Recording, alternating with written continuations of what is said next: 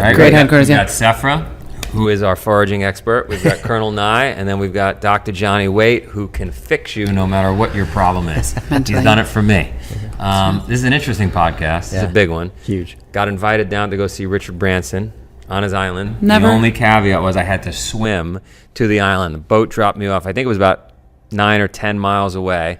It was an awful swim. It's a good swim. I turn to my left at one point to catch some breath. I don't know, 2 or 3 miles in, and I see a fin.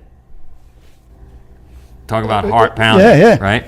Turns out he's got some trained shark down there. Yeah, it's like his bodyguard or something. He's a shark lover. It's a robot? Or? I don't know what it was. It's a rare endangered species. Joe became a robot. I started swimming. I looked like an outboard motor. I got to the island anyway. Great interview. Trained guys shark. Guys are going to love it. Did you just say dolphin?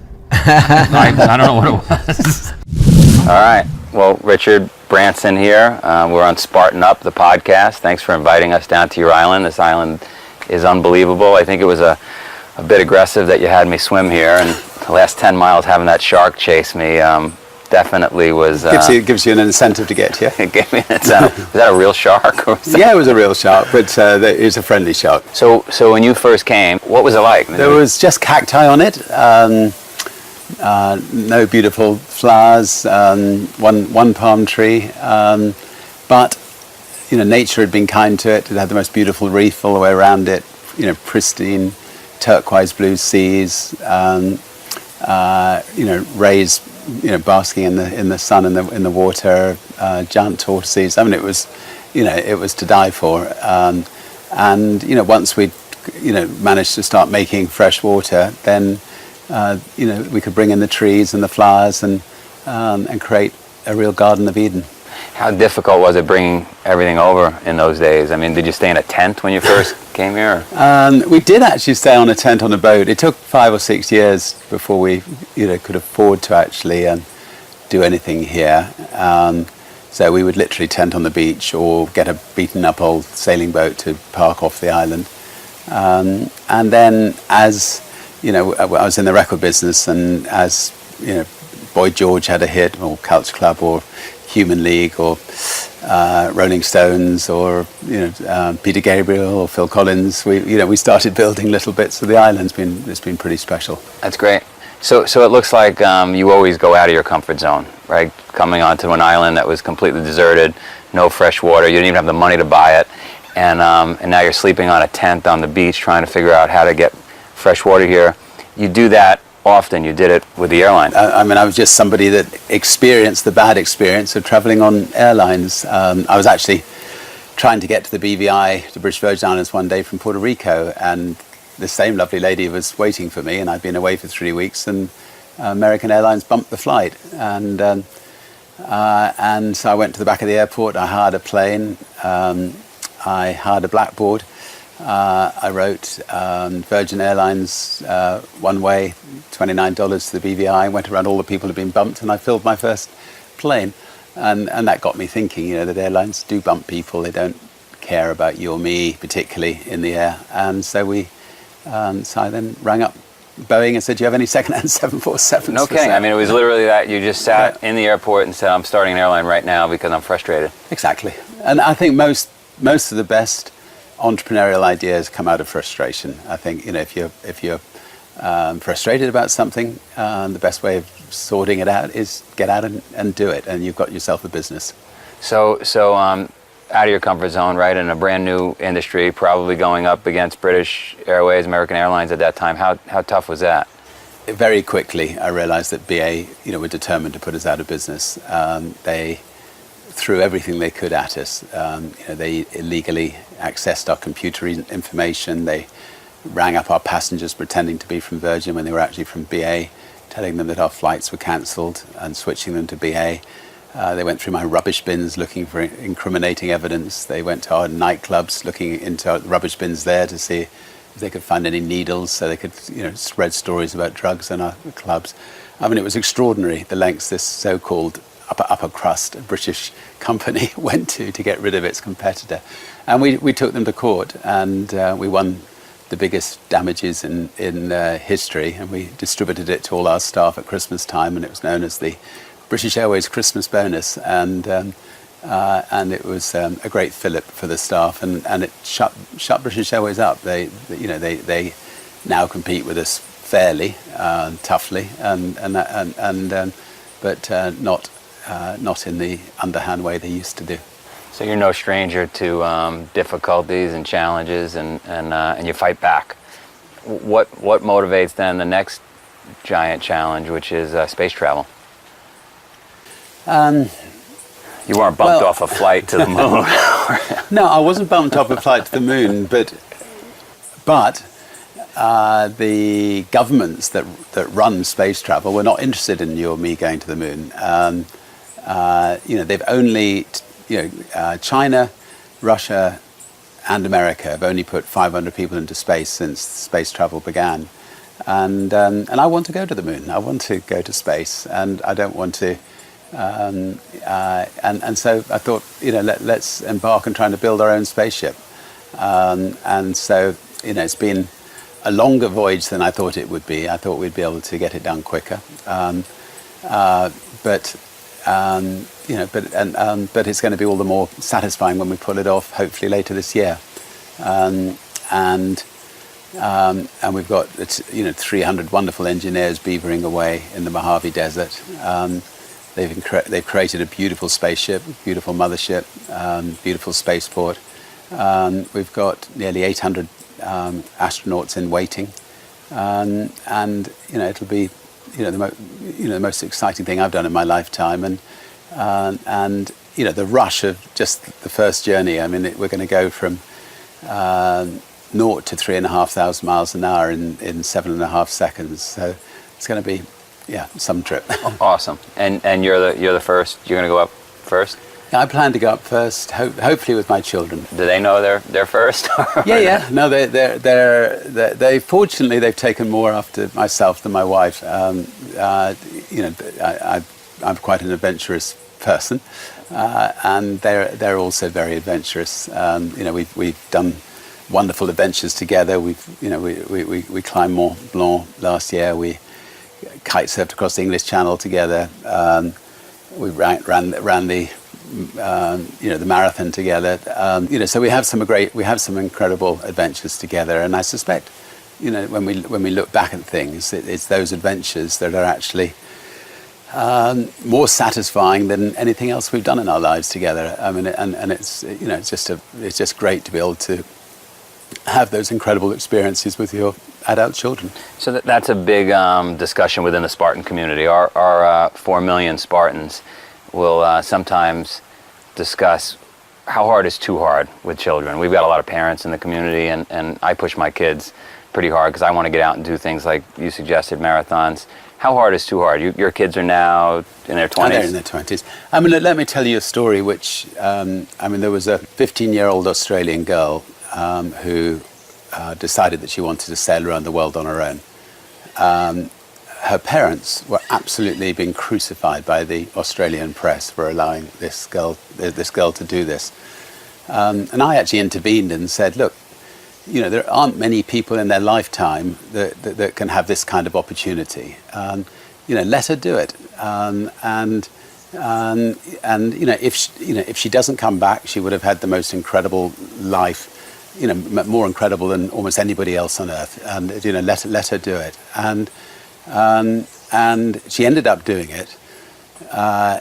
And of course, because she came back, her parents became heroes. I mean, they would have been zeros if she hadn't come back, but they were absolute heroes alongside her. The press completely forgot about the fact that they'd been crucifying them. Yeah. And so it's awful when one of these things go wrong and somebody comes to grief. But I think those people who push themselves beyond their limits get much more out of life. Those people who say yes rather than watching other people do it, and it's worth it's worth the risk. Hey, I hope you love what you're watching. We have put an enormous amount of time into this. We want to get people motivated, ripped off the couch, and we need your help. Please subscribe to the video. Go tell some friends to do the same. Rip them off the couch. Get them motivated. Let's get outside. I hope you're not sitting still while you listen. If you are, you better get a burpee break in. I'm a big believer, we're big believers in pushing the limits and being completely I was out of my comfort zone this morning. How far is too far?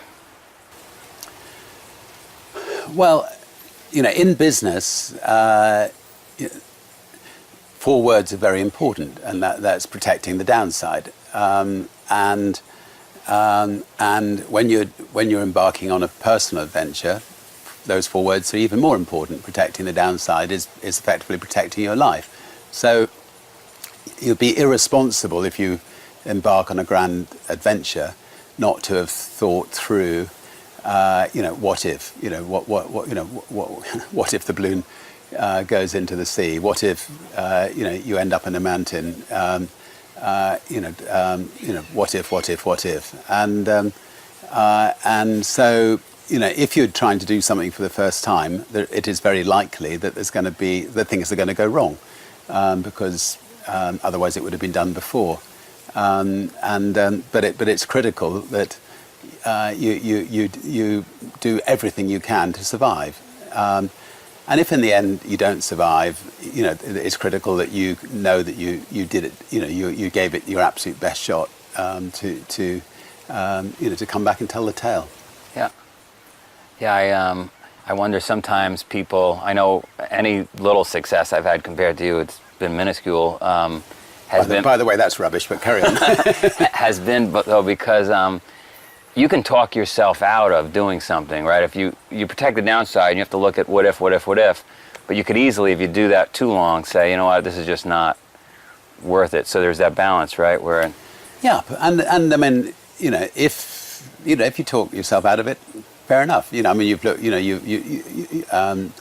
was one occasion where I should have talked myself out of something. I mean, I arrived in Las Vegas, and I was, any time I launch a new company, there's a stunt prepared for me, and I was told I was going to jump off a building that was 100 stories high, which in itself is okay, but the wind was about 50 miles an hour, and I didn't have the guy I normally use as my stuntman with me, and as I was going up the lift to the top of this building, the Palms.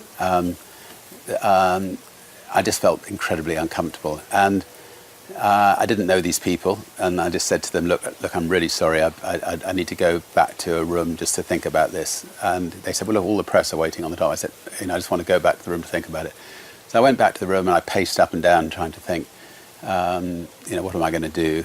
And somebody came in and said, look, the press just want to take a picture of you on the roof. And I knew straight away I was going to make the wrong decision. The moment I was on that roof, I knew I was going to jump. So anyway, I went up to the roof. There was quite a high wall all around the top of the roof, and somebody said, look, there's no wind. And I went, oh, well, I know why there's no wind, but okay, all right, I'll jump. So I jumped, and the wind slammed me into the building halfway down. I arrived at the bottom. I mean, fortunately, it was my backside that hit the building. Thick pair of jeans like this, completely to tatters, my bum raw, blood everywhere, and I just felt like a rag doll. I felt so stupid. So sometimes sometimes your better instincts you've got to listen to them, and if you keep questioning something and you feel the risks are unacceptably high, you've got to be man enough to say no. Pull the plug. All right, well, let's go right into morning routine. What do you do in the morning? I saw you were sweating early this morning. Every time I see you, you're working out like a Spartan. People want a blueprint in our community on how to tackle their day. Well, look. First of all, I've always felt that you've got to be fit. So, if you're fit, you can achieve anything. That wonderful feeling of the endorphins, screaming through your body. I mean, what better way of starting the day? So, I mean, my own personal way of getting fit is, I wake up, really early every day, and I play tennis with somebody who's a lot younger and a lot fitter than me, and we play singles, and we give it everything we can, and end up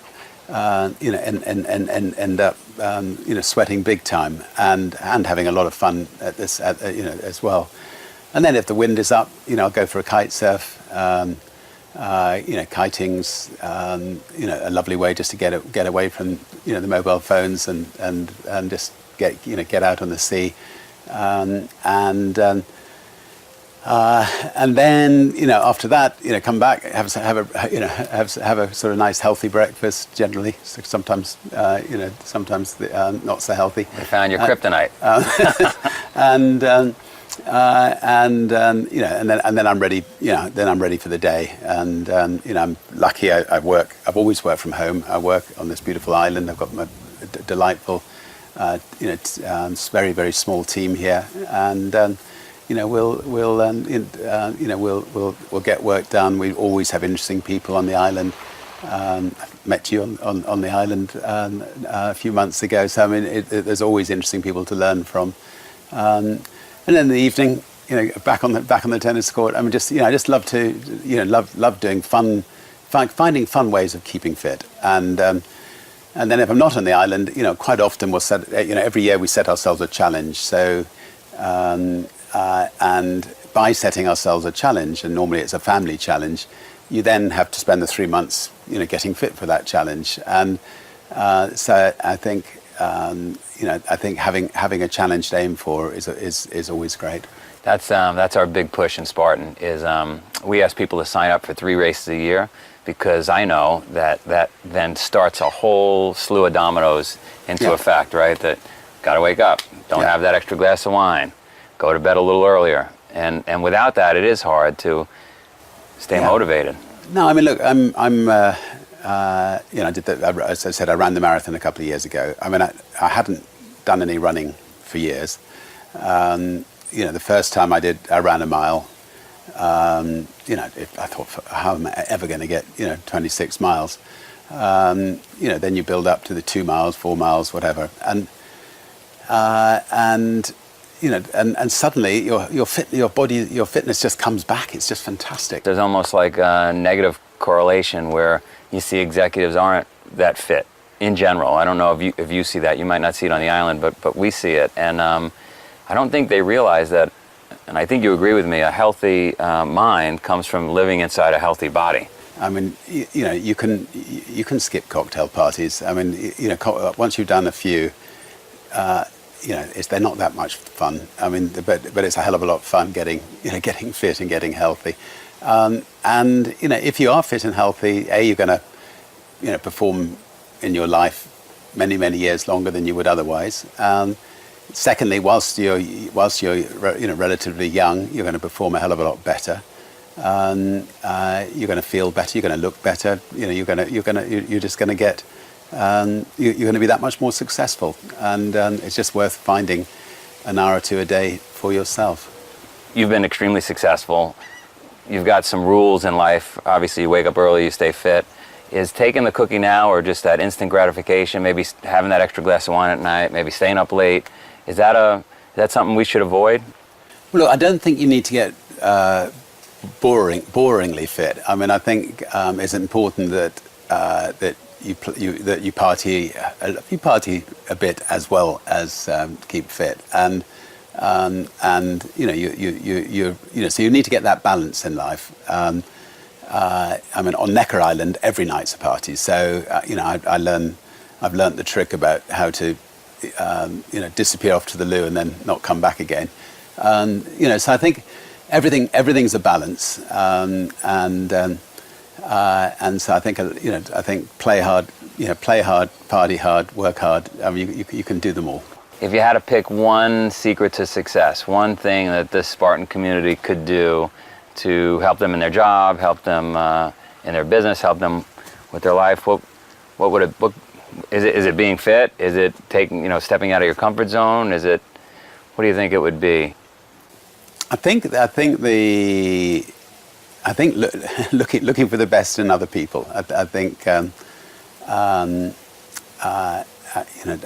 find throughout my life, by never thinking ill of other people, by looking for the best, by praising other people, by I mean, even people who, have been written off by most people, there's always something special you can find in other people, and life's short, and the world is much smaller than one realizes, and you're going to come across people time and time again in the most surprising places, and I've found that just by hopefully never falling out with anybody, life's that much more enjoyable and special. And as a leader, it's even more critical to be out there, motivating, praising, inspiring. So avoid holding the grudge, and don't burn any bridges. And yeah, I think if you do fall out with somebody in life, and even if you think it's their fault, just give them a ring. Go out to lunch with them. This could be your ex-partner, your ex-wife, and befriend them, and you'll just find. I mentioned, early on in the interview, our battle with British Airways and the lengths they went to put us out of business. After we'd won the court case, I made a point of ringing the chairman of British Airways and inviting him out to lunch, and saying, let's shake hands, and in fact, let's go further than that. Let's set up a charity together. And in the last 10 years of his life, we became good friends. We did good things together, and that we put a bad moment behind us, and it was definitely the right thing to do. And I find that people who take that attitude, are that much happier for it. that could be one of the rarest qualities out there. As not too many people could drop their ego and do that. So. Give you one example. I mean, I'm very fortunate to know Archbishop Tutu and Nelson Mandela, and they did this in a much bigger scale. I mean, they basically said when they took control of South Africa, rather than doing what, say, America would do, which would be to execute our enemies, we will hold truth and reconciliation commissions where people who'd committed atrocities against the black man will come, they will apologize, they will embrace, and they will be forgiven. And in that way, they managed to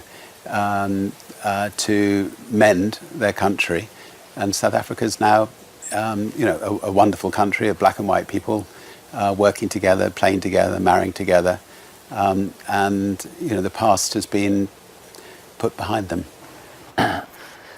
Powerful, because even if no one watched this interview, which is not going to be the case, I've got a few things going on in my life that it's very hard for me to I'm pretty competitive. I'm sure you're competitive, and so that would probably be my biggest challenge. But listening to you, it obviously works. If you can get past the past. Yeah. Life's short. You're right. And people will be suspicious. I mean, if you ring up, somebody you've fallen out with, and they initially, they're going to want to know, why it is that you want to see them for lunch, and what's the axe you've got to grind, and you just anyway. So, but you've just got to get through that and get past it, and move on. Past that and move on. Exactly. Move on. What's your greatest failure, and what could we learn from that? Because we all have failures. You've had, luckily, more successes than failures. Well, I mean, in our attempt to be, first of all, the first across the Atlantic in a hot air balloon, then the Pacific, and then trying to be the first around the world in a hot air balloon. I mean, we had many failures on the way. In fact, I think I got picked out of the sea 5 times by helicopters. So. So but nobody had done it before, and so if you're going to attempt something that hasn't been done before, you're going to have to accept it's difficult, and there were some frighteningly sweaty moments, but we somehow managed to protect the downside and survive, at least get home, but we did get the record for the first Atlantic crossing, the first Pacific crossing. We came to within 1 day of being the first to go around the world in a balloon, and we just hit a blanket a blanket wall of air just off America. And the balloon just, flying at 100 feet wouldn't go through this wall of air. Flying at 35,000 feet, it wouldn't go through this wall. And we ended up crashing in the sea just off Hawaii on Christmas Day. And fortunately, being rescued by a helicopter. And it didn't matter. I mean, it's somebody else a few months later managed to go the whole way around the world. The satisfaction we got was from trying these things, from these incredible adventures. I mean, we've flown over the Atlas Mountains, we've flown over Mount Everest, K2, in the journey. A completely ridiculous journey of a lifetime. And I remember actually saying the day before, we thought we were going to get the record. Somehow, actually I didn't say it. I was going to sleep. I remember thinking it. If we succeed, it's almost too good. It was so awesome. It didn't matter. It was almost like I almost felt like we would have been spoiled to have succeeded because life's been so bloody good anyway. So somehow it was the right justice that we ended up in the sea and somebody completely unknown then beat us to it.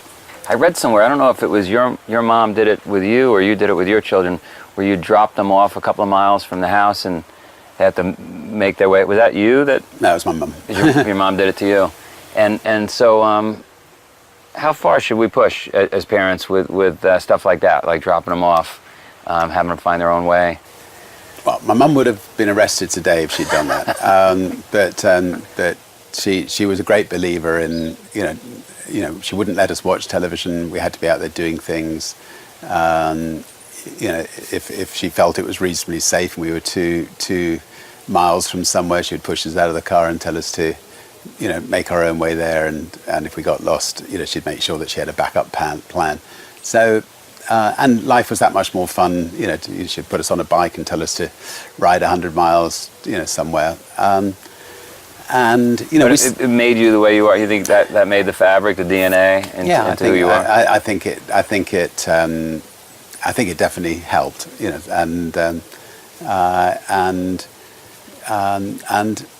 Yes, there's always a risk when parents do that with their kids, but the alternative of wrapping them up in cotton wool, not letting them get out and play, is very sad.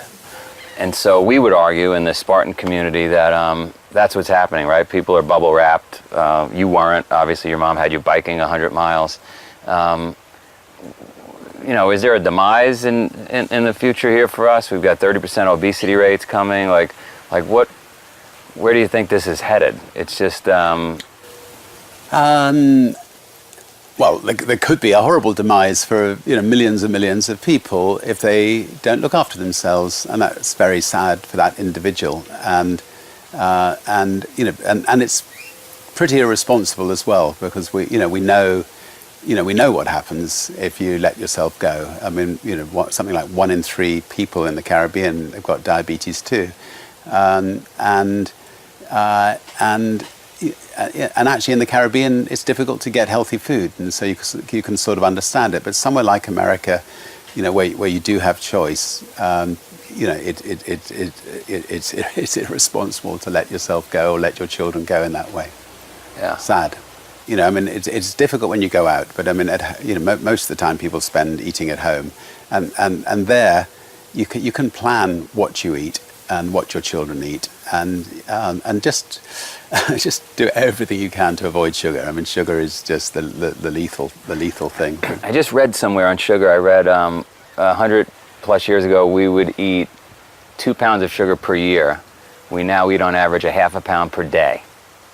No, I mean, now we know the real dangers of sugar. Yeah. We knew the dangers of cigarettes, and I think by and large people do not want to commit suicide, and they've given up smoking cigarettes. We now know that the dangers of sugar are just about as bad, and by and large people have not given up eating sugar, and whereas they should give up eating sugar, and they've just got to do everything they can. I mean, within about 4 days of giving up sugar in your tea or your coffee, you'll find that tea or coffee tastes better. So You can wean yourself off without any downside, Effects, yeah. effect Yeah. whatsoever. Well, And there goes the lecture. thank you. And Pleasure. can we not put the shark back in the water when I swim out of here? I will think about that. Thank you. Cheers. Thanks. Look, I spent all my life trying to protect sharks, so don't make sharks sound so bad. I've been afraid of sharks for a long time. All right, Necker Island. That was a great interview, Joe. Just great. Phenomenal. I'm thinking Best pretty one awesome. I've seen yet. Yeah. Branson's a true inspiration. He's kind of one of those thought leaders of our generation, I think, that just pushes the envelope and has done phenomenal things and acknowledges failure. And, I think, what did he say? He said the best entrepreneurial ideas come out of frustration. And I think that's a really interesting concept. Too bad you're never frustrated with Spartan Yeah, race. exactly. I'm never frustrated. I've got it really easy. Things just happen on their own. All that's cool, but his island is unbelievable. I mean, unbelievable. And he's done a huge conservation. He has done a huge conservation effort down there. And the interesting thing about that island is when he first bought it, it was pretty much barren, and he has planted an unbelievable. I mean, you saw it; it's pretty lush down there, isn't it? It's funny. We talked a little bit earlier, Tim, about sometimes that when somebody has a huge level of success, financial success, sometimes we discount the other things they do because it's like, well, yeah, anyone would work hard for that. He's kind of an interesting exception where, there are guys who they make a pile of money on Wall Street, they go build a great big house, and that's kind of all it's about, making money and building that house, right? But he's willing to risk it. Oh, well, A, willing to risk it, and B, just the contribution he's trying to make to the world, whether it's through the space travel, like really pushing a brand new frontier, taking huge risks there. Obviously, there's some recent news about that we may touch on. But a guy who's impacted our society in so many positive ways, I feel. What else are you going to do on this planet? That I wrestle with this all the time because I say it would be a shame to have this gift, life, because not everybody has arms, legs, all the gifts that we have, and not do that, not push the envelope, right? Not help society. Yeah, well, the person who complains about their day and says, there just aren't enough hours in the day, and they have a job and a couple of kids to feed, and there aren't enough hours in the day. Here's a guy with 200 companies, is doing incredible things. It's the exact same number of hours in the day that I have. We've talked earlier about being bored. We've talked earlier about making sure that you don't leave anything undone. Anytime that we really need to look where the bar is, you look at someone like that and say, maybe I could be doing a little bit more if I'd get off my assets.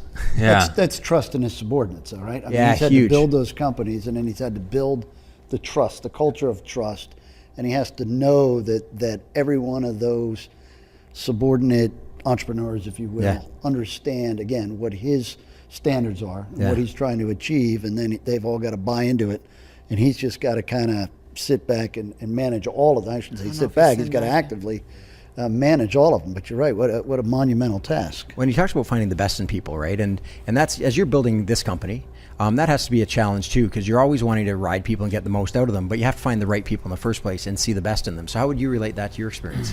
I it's going to sound a little bit like a cop-out, but I think about Branson. I actually had this conversation with him offline. We didn't videotape it, where I said, Spartan is growing like a weed. It's extremely hard to not be involved 24/7, take 600 emails a day. And he said, you've got to delegate more.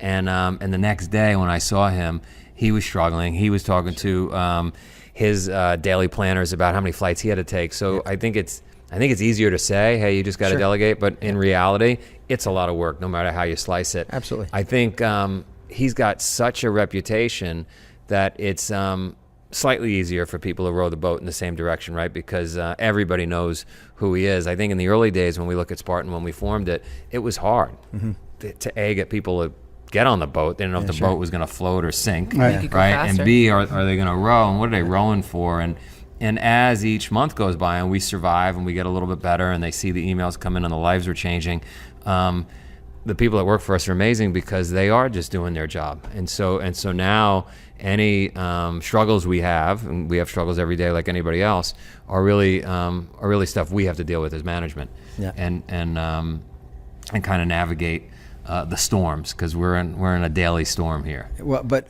in that daily storm, and this is something I think he's a really great inspiration for, he looks like he's having fun. just generally, and I know that, there's a lot of work that goes behind that, but really enjoying life. And I think that's super important. And you've been on Wall Street and you've been around other executives, and they're the guys who get out of shape, they get grumpy. Yeah, sure, they're making a ton of money, but they're not having fun. No. And he talked about staying fit and healthy, but also the idea about understanding that there are going to be problems, and that I love there's a quote that says, having problems isn't a problem.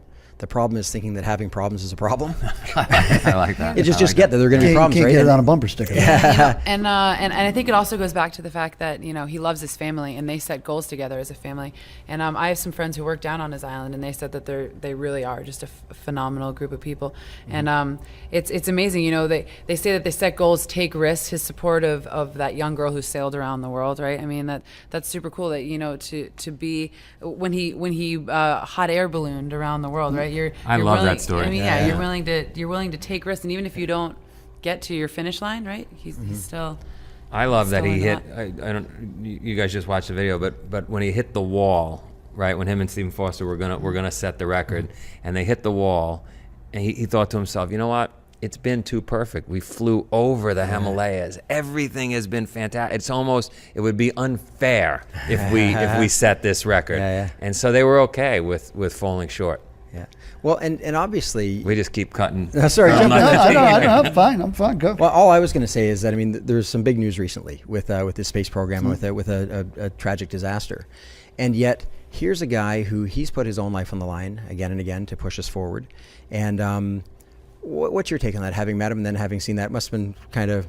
Well, when I saw the news, I immediately thought to myself, he'll be okay, because having sat down with him and having talked through it, he's just got the right head on his shoulders, and he understands this, and he knew that there was going to be danger. When you push anything, right, there will be danger, and I'm sure they took 100, 200, 500 test flights, so it wasn't that they were cutting negligent. Yeah, not negligent. They weren't cutting corners, and the hard thing to do though is to get back on the horse. And but I'm sure they're already planning the next mission. Well, that's what makes him that one, he's a world-class explorer, but he's a world-class leader. Right. So people, and you talked about that he looks like he's having fun. That's part of his leadership. Sure. And so people are attracted to that, right? Yep. And world-class people are attracted to that. So he gets to pick and choose some pretty good staff to have around him, because people are attracted to winners, essentially. You want to be on that winning team, right? Sure. So, he has pushed the envelope out there, but he's done it personally. He put his own company and his money on the line, but he's also put his own life on there. And when you see somebody willing to risk it all themselves, it's so much easier to get behind that guy. Sure. Leaders eat last. Right. And I want to ask Joe, because we talk about putting yourself around people who are already further down the road than you want to be. We talked about that with squash before. You play against people who are better than you. So here's a guy who, not many people have reached his level of business success. And you're at a level of business success with Spartan Race beyond what most people ever get to. So you found a guy who's playing a bigger game. What's the biggest thing that you took away from that meeting? You came back, obviously you went down to learn something and came back a better person for it. What would you say is the most immediately applicable thing that you learned? I would say the biggest thing for me is he says, don't burn bridges. Yeah. Right?